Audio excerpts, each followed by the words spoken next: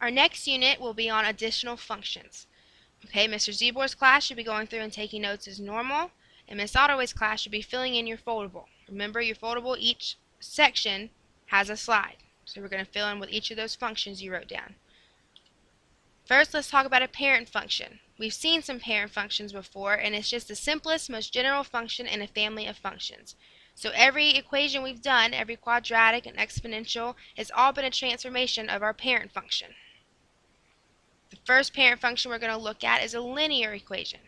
So our parent function is f of x equals x, or just y equals x. Alright, we have a couple different forms for writing linear equations. One is standard form, and that is our ax plus by equals c. Alright, this is standard. Remember, we can't have any fractions, and then a must be positive.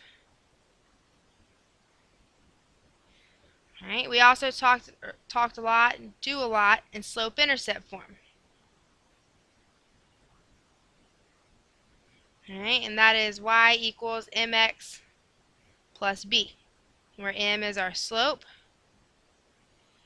and b is our y-intercept. So when we think about our parent function of f of x equals x, when we go to graph it, we know that our slope is 1 because there's this coefficient of 1 here, and our intercept is going to be 0. So we can go to 0, try to go to 0, and then go up 1 over 1. Now on your paper you can just sketch your graph. I only put a graph on here to try and help my graphs look a little decent, and it's clearly not working. So that's what the graph of our parent function looks like. The domain of our parent function is all real numbers, negative infinity to infinity, as well as the range, negative infinity to infinity. Alright, our next parent function is a quadratic. We looked at a lot of quadratics. Our parent function is f of x equals x squared. Alright, we have three different forms for our quadratics. The one we didn't use a whole lot was intercept form, or factored form. And that's where we have y equals a times x minus q times x minus p. Then we have vertex form, which is y equals a times x minus h squared plus k. And remember, this h is our horizontal translation and its opposite sign. Right? And our k is our vertical, and it's the same sign. And we also had standard form, which was y equals ax squared plus bx plus c. Right? And we go to graph it. We can go, our intercept's going to be at 0. And then we can just plug in some points. We know 1 squared is 1, 2 squared is 4. And then we can reflect that across our axis of symmetry.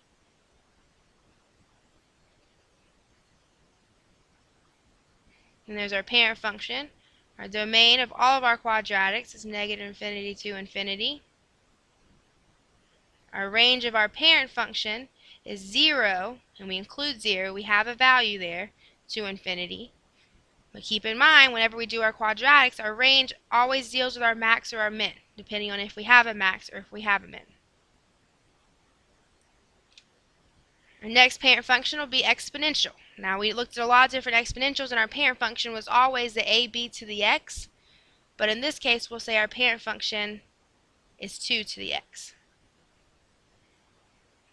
Right, remember we had y equals a times b to the x minus h plus k.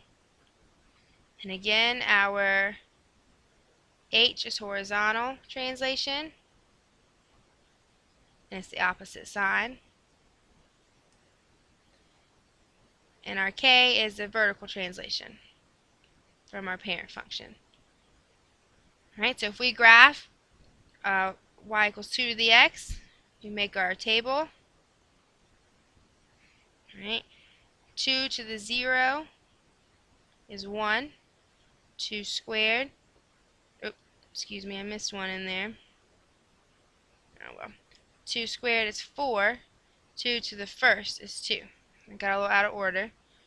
So we'll go 0, 1. 1, 2. 2, 4. Remember, we have an asymptote at 0 for our parent function. And we can connect it with our curve.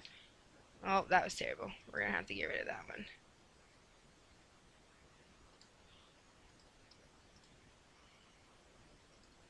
Alright, let's try that again. We have somewhat of a curve, which wasn't much better.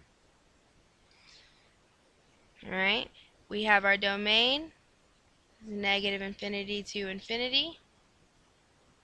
And our range of our parent function is going to be 0 to infinity, but we don't include our 0 because it's an asymptote. Remember, your range always deals with your asymptote. Alright, couple other things to remember with our exponential. Our b tells us if it's growth or decay. Remember, if b is greater than 1, it's growth. And if b is between 0 and 1, it's decay. Alright, our a tells us if it's reflected, if it's a negative a. Alright, and our k is also our asymptote. If we have a k. If we don't have a k, then it's just 0. Our next function is going to be a circle. We haven't seen this before, but our parent function is x squared plus y squared equals 1. And our general form of a circle is x minus h squared plus y minus k squared equals r squared. Alright, our center of our circle is at hk. Remember, anytime we see anything inside parentheses, it's the opposite sign. So h and k are opposites. And then our radius is r. So we got to take the square root of whatever our equation equals to get our radius. So our parent function is just a circle that's centered at the origin with a radius of 1. So if we go to graph that, we can put our radius at the origin, and then we can go up 1 all the way around into a terrible circle. So our domain, alright, if we think about our domain, we're going from negative to positive on our x-axis, wherever we have a value. Okay, so if we're coming from the negative side, from negative infinity, we don't have anything until we get to negative 1. So our domain starts at negative 1, and we keep going, and then we stop at 1. And then we have nothing. And we have values at both negative 1 and 1, so we include those. Same thing with our range. We're coming from the negative infinity, we have nothing until we get to negative 1, and then we have nothing after 1, and we include both of those values. Our next parent function is going to be with absolute value. Alright, when we write absolute value, we have f of x equals, we have the absolute value of x. These are not ones, they are bars. Alright, absolute value means the distance from 0.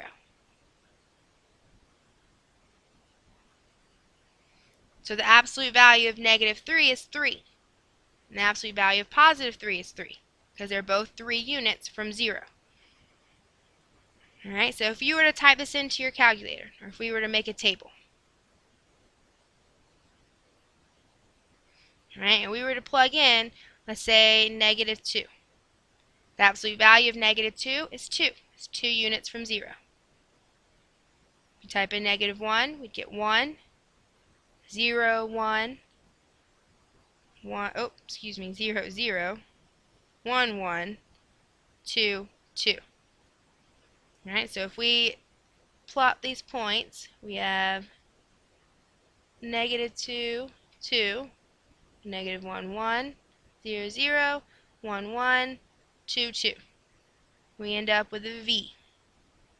Right? This is different from our parabola. This is a V shape, not a U shape, even though mine's just a hot mess over here. Alright, so if we look at our graph here, our domain, just like our parabola, is negative infinity to infinity, and our range is 0 to infinity, because we're starting at 0 and we're going up to positive infinity. We have a value at 0, so we include it. Alright, our general form of an absolute value equation is y equals a times x, or times the absolute value of x minus h plus k. And just like all of our other equations, especially our quadratics, our h is our horizontal translation with an opposite sign. Our k is our vertical translation. And our a, just like our parabola, tells us if it's reflected and if it's compressed or stretched.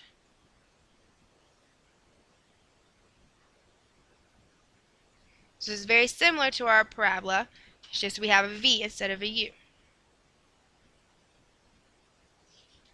Alright, our next one is a square root. Our parent function for a square root is just f of x equals the square root of x. Alright, one way of thinking of this is as a swimmer's arm.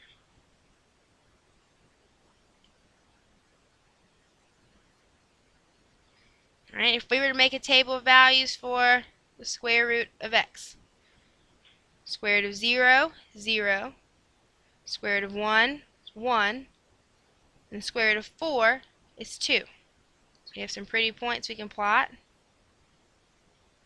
2, 3, 4, 2. And then we can connect. Now we don't take the square root of a negative number, so we don't have any negative values over here in our x-axis. Alright, and the square root of a positive is going to be a positive. Alright, so we talk about our domain. Alright, oops, that should be a bracket. Alright, we're starting at 0 and we include it, and we're going to positive infinity. We're starting at the y-axis and we have a value there, and then it keeps going on forever. Our range, we're doing the same thing. We're starting at our x-axis and we're going up to positive infinity. So we're going from 0 to positive infinity. Alright, our general form for a square root is y equals a times the square root of x minus h with a plus k on the outside. Just like everything else, our h is horizontal and it's the opposite sign. Our k is vertical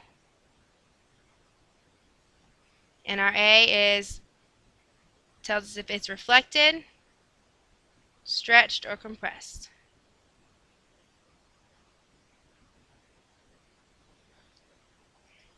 Alright, so we're almost done with our parent functions. We just have a few more, but this is as far as we'll get for today in this video.